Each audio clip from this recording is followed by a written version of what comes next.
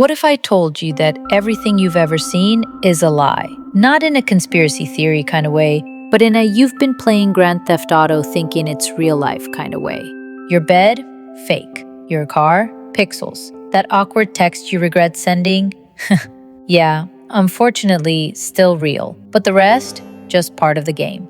Here's what you're going to discover in the next few minutes. Why your senses are lying to you every second of the day.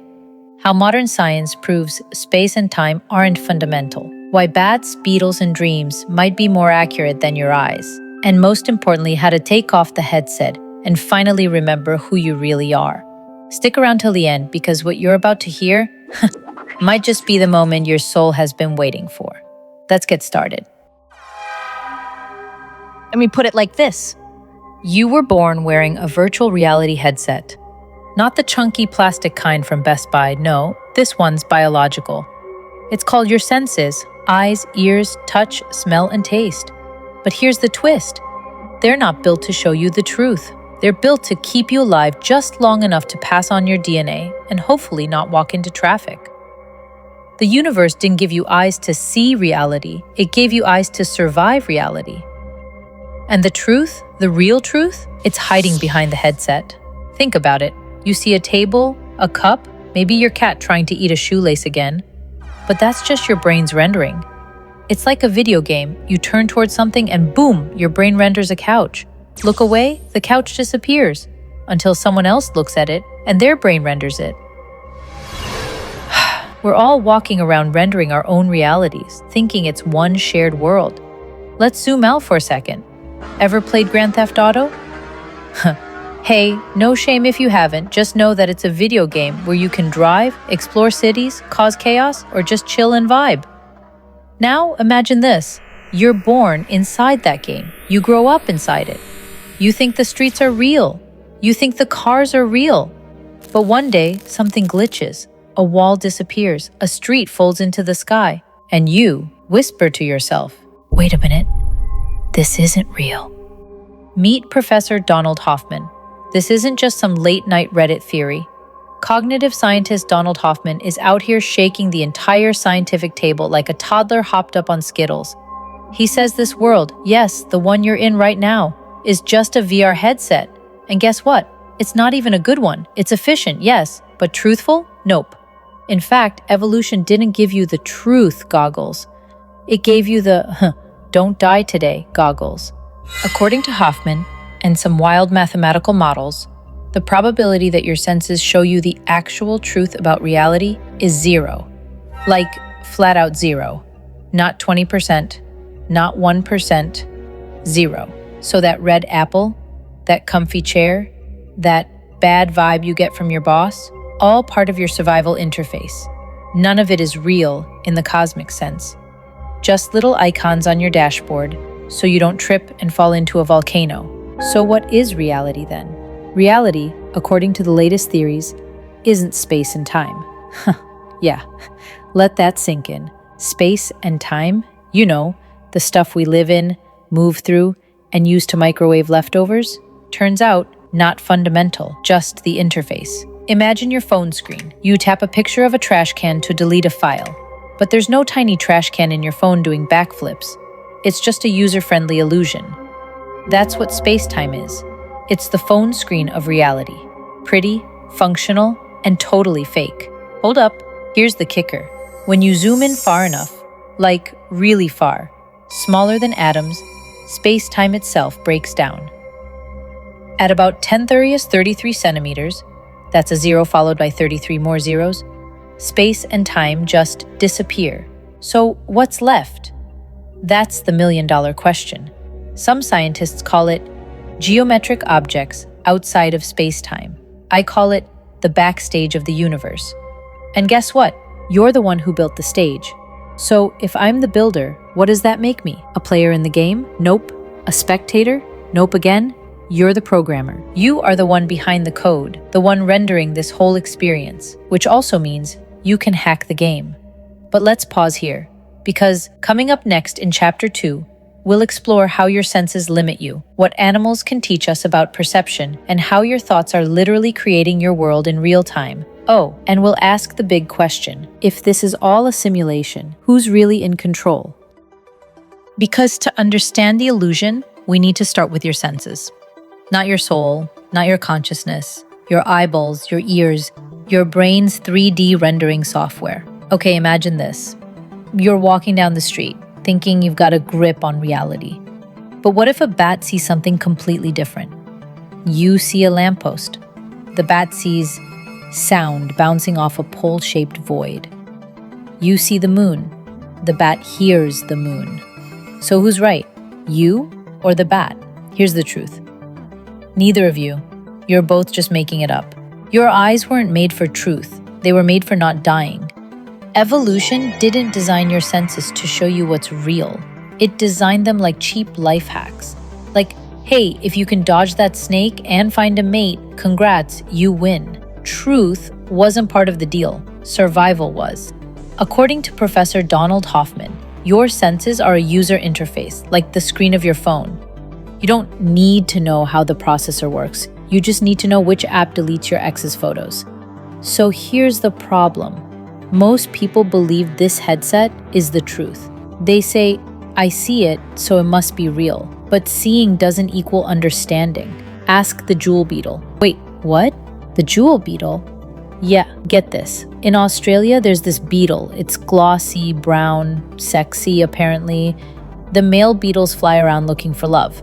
So what do? They find a beautiful brown dimpled beer bottle, and they go at it like it's spring break in beetle world.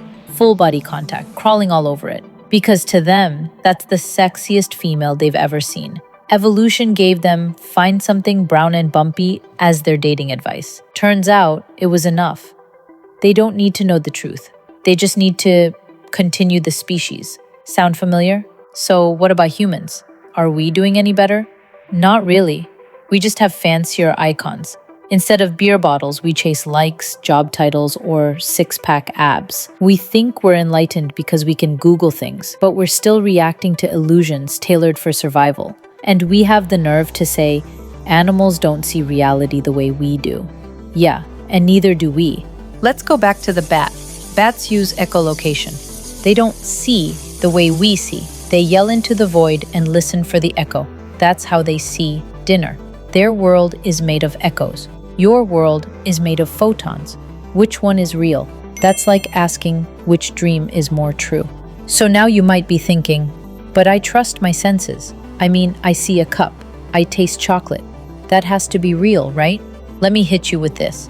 You ever had a dream where it felt so real, you woke up mad at someone for something they did in the dream? That's your brain rendering a full-blown world without any help from reality. Dreams prove your brain doesn't need truth. It just needs inputs, and it'll do the rest. Okay, but what does science say? Great question. According to Hoffman's research and mathematical models, on Darwin's theory of evolution, the chance that your senses show you any part of objective reality is 0. Let me say it loud and clear. Your eyes are lying. Your ears are lying. Your brain is photoshopping the world in real time. So, if your senses are lies, what is the truth? Not what, who, you. You are the consciousness rendering all this, the observer, the experiencer, the dreamer of the dream. You're not just in the VR, you're the one generating the VR.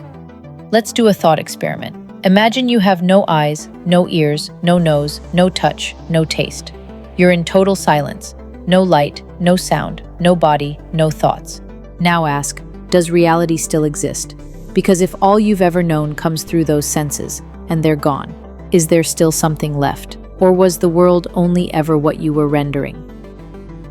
Listen, I just want to take a moment to express my gratitude to all of you for staying with me on this journey. Your curiosity and willingness to explore these ideas help weave a beautiful connection between minds that are starting to wake up from the illusion. You're not just watching a video, you're remembering something your soul already knew. This isn't a solo quest. Each comment you leave, each insight you share, it becomes a ripple in the collective consciousness. So keep sharing, keep questioning, and keep waking up. So what does this mean for how you live your life? Let me put it simply. If your world feels boring, it's not the world, it's your headset. If you feel like you have something to prove, you don't. You wrote the code. You're not in a competition. You're in a creative studio. If you feel like you're just human, let me remind you, you're the one behind the curtain, the one dreaming the whole thing. You are not the character, you are the author. And coming up next in Chapter 3, we'll explore how to take off the headset, what lies beyond space and time, and how unconditional love may just be the secret code to the entire simulation. Oh yeah, we're going there. Now picture this. You've played a video game for so long, you forgot it was a game.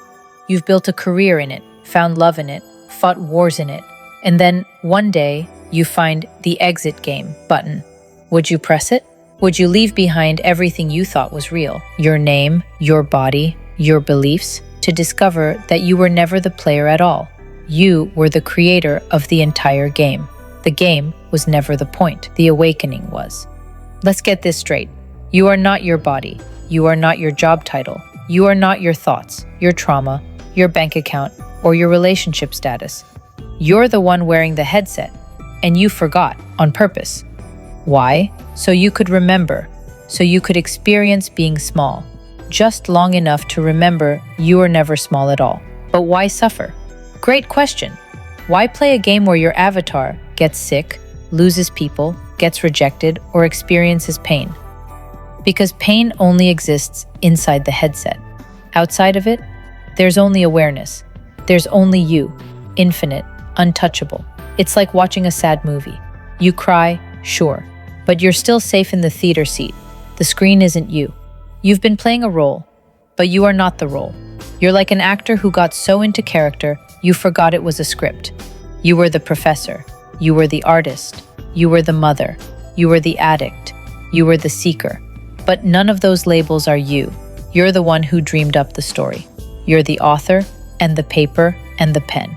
The real you can't be seen because it's what's doing the seeing. Remember how space and time break down at the tiniest scales? That's because they're not fundamental. They're rendered. You're not in space and time.